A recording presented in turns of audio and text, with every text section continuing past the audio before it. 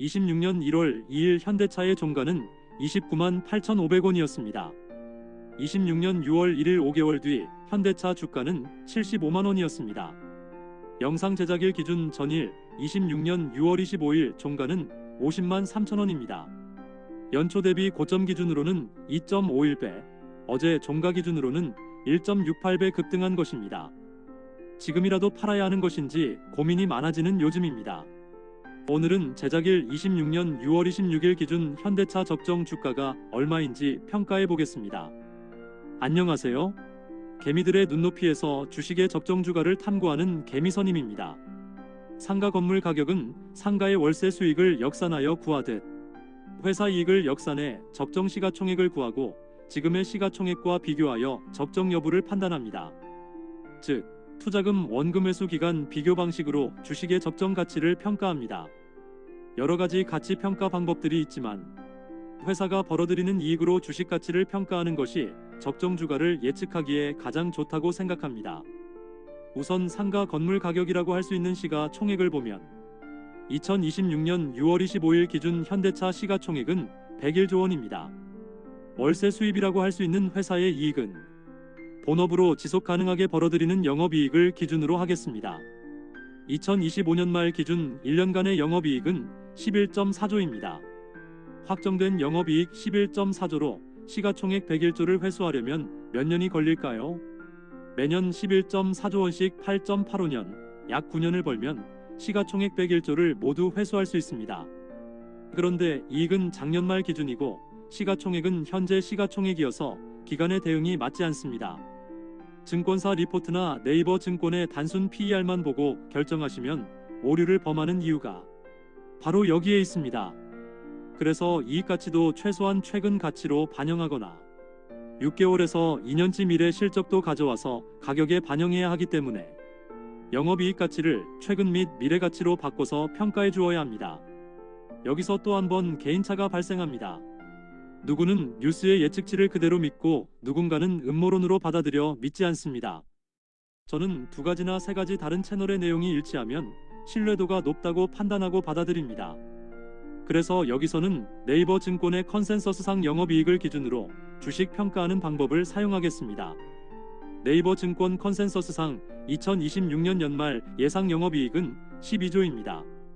2027년 연말 기준 예상 영업이익은 13.3조입니다. 25년 연말 대비 26년은 1.05배, 27년은 1.17배 늘어난 영업이익입니다. 회사가 벌어들이는 이익이 1년 전 대비 5% 정도 증가하는 상황이니 주가가 5개월에서 6개월 만에 2배 넘게 오르는 현상이 발생되었다 말할 수 있는데 느끼셨겠지만 이익 증가분 대비 과도한 가격 상승으로 고평가로 판단할 수 있습니다. 투자 원금 회수 기간으로 평가를 해보면 PER은 한두 번 들어보셨겠습니다만 저는 공식보다도 PER은 그냥 원금 회수 기간으로 이해하시라 말씀드립니다. 25년 말 11.4조 영업이익으로는 현재 PER은 8.85이지만 26년 말 12조 예상 영업이익으로는 PER이 8.41, 27년 말 13.3조 예상 영업이익으로는 PER이 7.59입니다.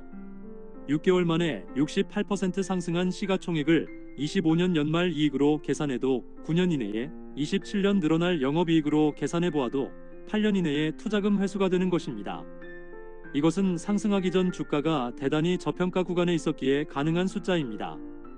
2024년 연말 기준 PER은 4.6, 23년 연말 기준 PER은 4.67이었습니다.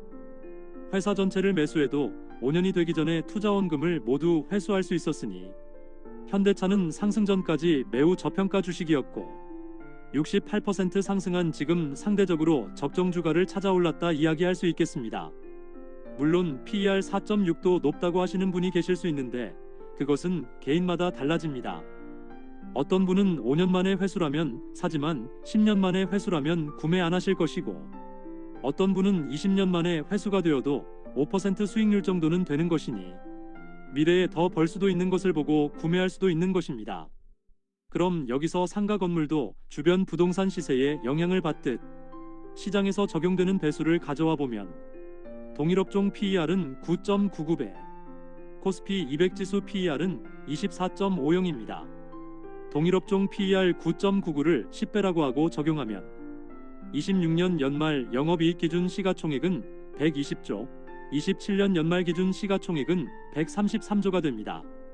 현재 시가총액 101조 대비 약 20%에서 30% 상승 여력이 더 있는 것으로 평가해 볼 수 있습니다.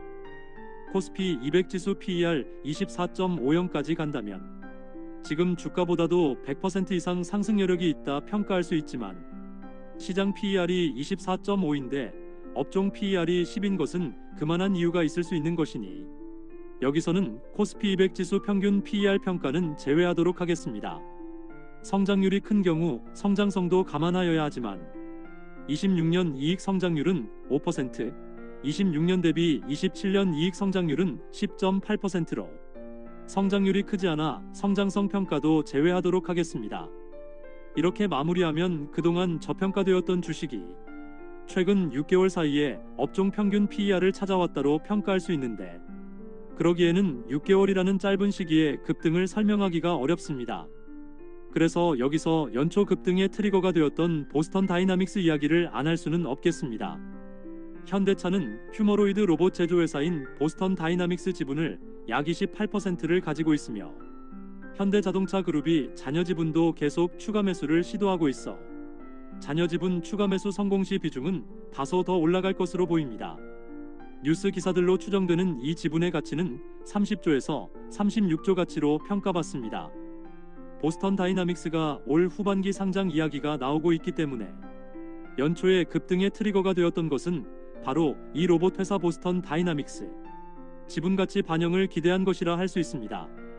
위 내용들을 종합한 현대차에 대한 저의 개인적인 판단은 자동차 분야만으로도 지금 주가는 이제 적정 수준에 와 있는 것으로 보스턴 다이나믹스 상장 가치는 아직 주가 반영이 안 된 것으로 판단됩니다. 다만 없던 것이 새로 생기는 혁신 성장 산업의 경우 2년에서 3년 전 2차 전지처럼 기대감으로 급등 후 실제 실적이 없음에 다시 급락이 온 뒤 실제 매출과 영업이익이 찍히는 시점부터 그 분야 1등 기업만 반등이 시작되어 오랜 기간 상승이 이루어지는 패턴을 보이므로 보스턴 다이나믹스 상장만 보고 큰 비중을 진입하는 것은 안 될 것으로 보여집니다.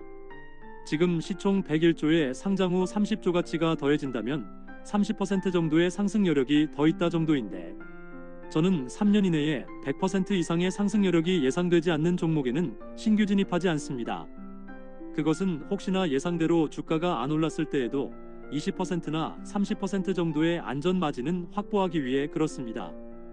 당장 진입이 어려운 또 다른 이유는 보스턴 다이나믹스 로봇 회사는 28년까지 3만 대 이상 생산을 목표로 하고 있으나 현재 월 4대 생산에 그치고 있는 점, 현대차 이외의 휴머로이드 로봇 회사들이 비슷한 시기에 제품 출시를 진행하고 있는 점 등 아직은 확인할 내용이 많다고 보여집니다.